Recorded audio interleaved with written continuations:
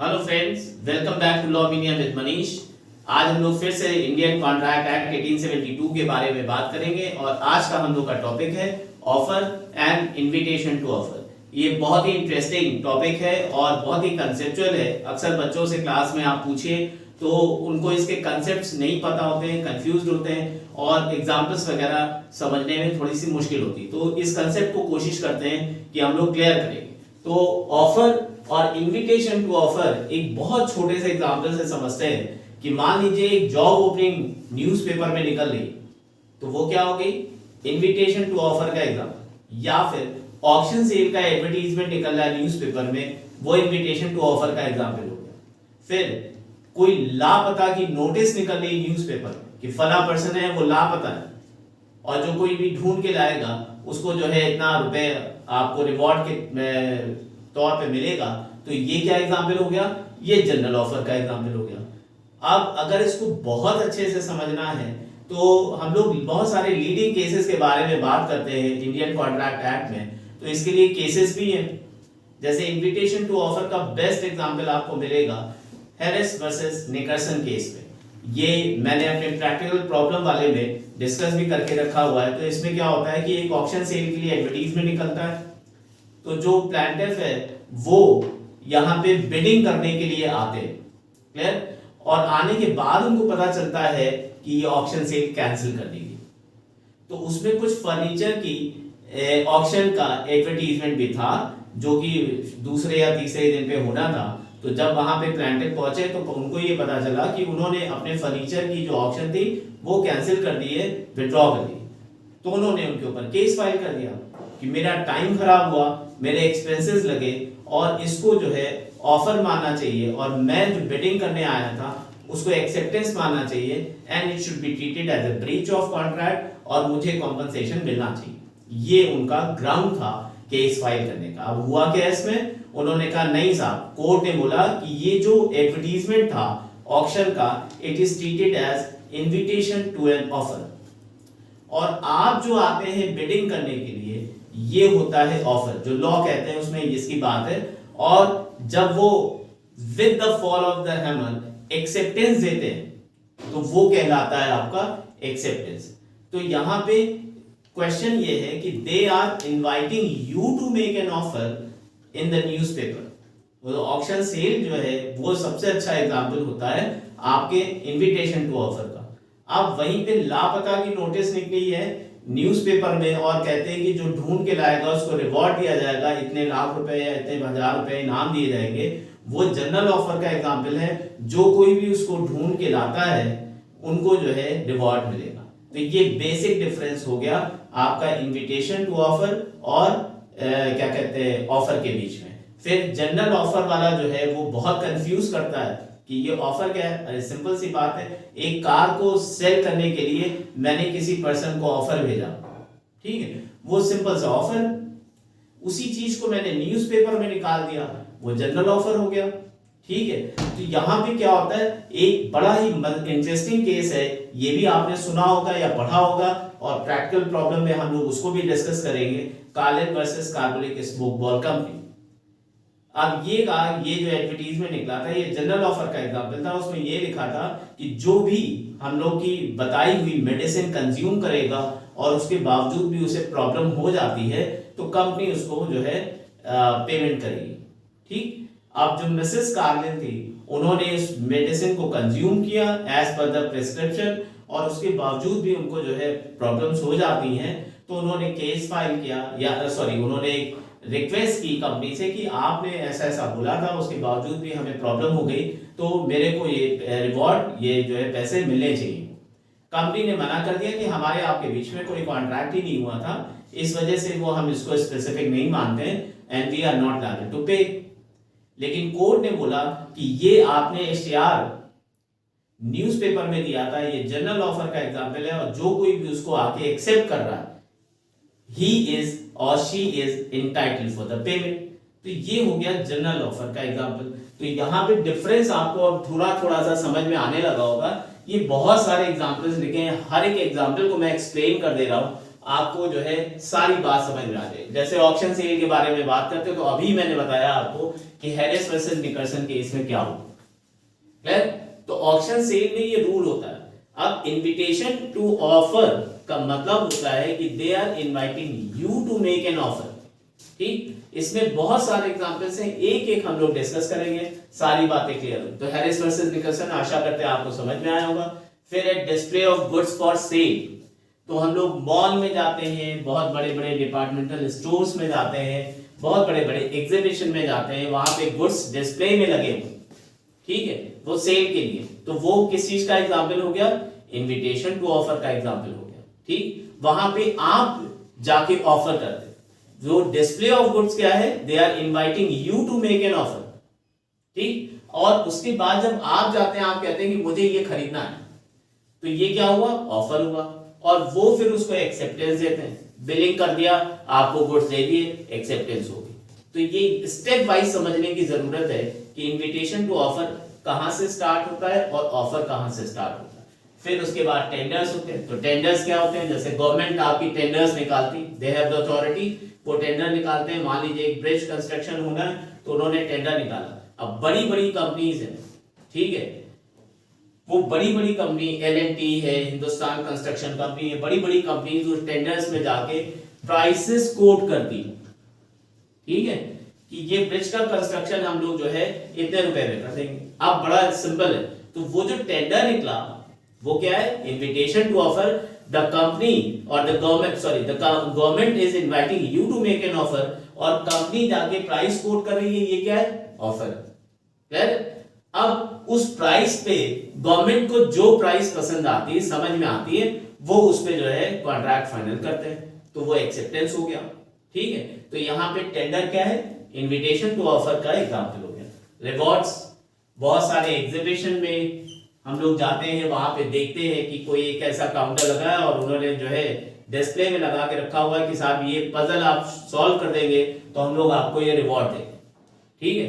तो वो जो ऑफ लगा हुआ है वहां पे और सारी डिटेल्स वहां पे लिखे हुए हैं या कोई बता रहा है, वो एग्जांपल है invitation to offer. For example वहां पे एक इंसान खड़ा है, वो सब कुछ बता रहा है कि आपको ये करना है, अगर आप इसको सॉल्व कर लेंगे पजल को तो हम लोग आपको रिवॉर्ड देंगे। तो वो इंसान जो बता रहा है वो एग्जांपल है इनविटेशन टू ऑफर का, ठीक। फिर आपने उस पजल को सॉल्व करने के लिए आपने वो किया, तो वो ऑफर है कि मैं करके देखूं, मैं ट्राई करूं, ये ऑफर हो गया। और अगर आपने कर लिया और वो सारी चीजें हो गई, वो रिवॉर्ड्स जो आपको दे रहे हैं वो एक्सेप्टेंस के बाद, ठीक। नेक्स्ट है एडवर्टीजमेंट। अब एडवर्टीजमेंट आपके टेलीविजन में भी आते हैं, रेडियो में भी आते हैं, न्यूज़पेपर में भी आते हैं, क्लियर।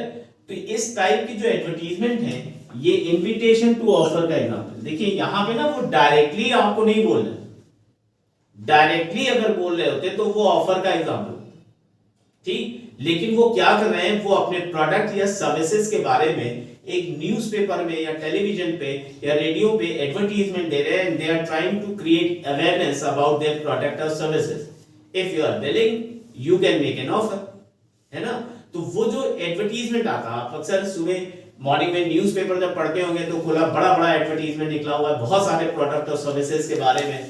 कभी कभी इतने बड़े एडवर्टीजमेंट होते हैं कि वो पूरे न्यूज़पेपर के पेज पे आते हैं। तो इस तरीके का जो होता है, एक मैं दिखा भी देता हूं, ठीक है। जैसे कि ये वाला है, तो आप देखिए इस तरीके का एडवर्टीजमेंट पूरा का पूरा स्मार्ट बाजार का निकला हुआ, पूरा पेज पे आपके एडवर्टीजमेंट हो रहा है। ये क्या है, इनविटेशन टू ऑफर का एग्जांपल हो गया। यहाँ पे वो लोग अपने प्रोडक्ट के बारे में डिस्प्ले करके बता रहे हैं, आप विलिंग हैं तो आप ऑफर करेंगे और जाके उसको खरीदेंगे, ठीक। ये हो गया। फिर एक प्रोस्पेक्टस और ब्रोशर की बात है, ये दो अलग अलग थोड़ा सा हैं लेकिन है एक ही जैसे। तो प्रोस्पेक्टस जो होता है वो कंपनी जो इशू करती है, the companies which are registered under companies act 2013, तो they used to issue the prospectus. तो शेयर्स के सब्सक्रिप्शन के लिए वो लोग जब शेयर्स इशू करते हैं तो उसके पहले क्या करते हैं, एक प्रोस्पेक्टस इशू करते हैं। अब वो प्रोस्पेक्टस क्या है, इनविटेशन टू ऑफर का एग्जांपल है। अब अगर आप विलिंग हैं तो आप उस कंपनी में शेयर्स के लिए अप्लाई करेंगे कि मुझे इतने शेयर्स खरीदने हैं। तो वो जो अप्लाई आप करते हैं वो क्या होगा, ऑफर। और कंपनी आपको शेयर्स अलॉट कर रही है, तो ये कंपनी का डिस्क्रिप्शन होता है। ये याद रखिएगा कि इंडियन कॉन्ट्रैक्ट एक्ट के लॉज में कहते हैं कि साहब एक्सेप्टेंस जो है वो मेरी डिस्क्रिप्शन की बात है, मैं चाहूं तो उसकी एक्सेप्टेंस दूं, नहीं चाहूं तो नहीं दूं, उस पर कोई क्वेश्चन मार्क नहीं। तो जैसे प्रोस्पेक्टस कंपनी ने इश्यू किया, इनविटेशन टू एन ऑफर का एग्जांपल हो गया, आप शेयर्स के लिए अप्लाई कर रहे हैं, ऑफर हो गया, कंपनी शेयर्स अलॉट कर रही है विद देयर डिस्क्रिप्शन, तो वो क्या हो गया, एक्सेप्टेंस। अब आशा करें कि आपको धीरे धीरे करके समझ में आना शुरू हुआ होगा कि प्रोस्पेक्टस में कैसे वो इनविटेशन हो। अब ठीक उसी तरीके से ब्रोशर की बात होती है।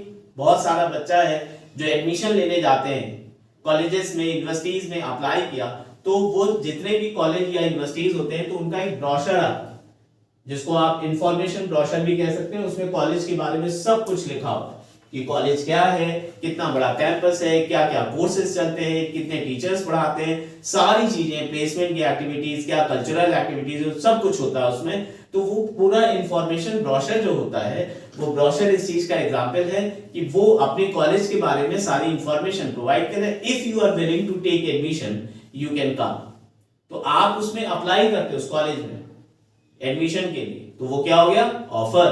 और वो अगर आपको एडमिशन दे रहे हैं, ठीक है, तो उसकी कुछ टर्म्स एंड कंडीशंस होती है, ये फलाना एग्जाम आपको पास करना है तो इस कॉलेज में एडमिशन मिल सकता है, तो ये सारी चीजें वहां पे क्लियर होती है। तो प्रोस्पेक्टस या ब्रोशर ही हो गया। फिर प्राइस लिस्ट होती है, बहुत जगह पे आप जाते हैं, आप देखते हैं वहां पे प्राइस पूरी लिस्ट दी हुई है, कैटलॉग दिया हुआ है, ये सब एक ही टाइप के एग्जांपल हो गए।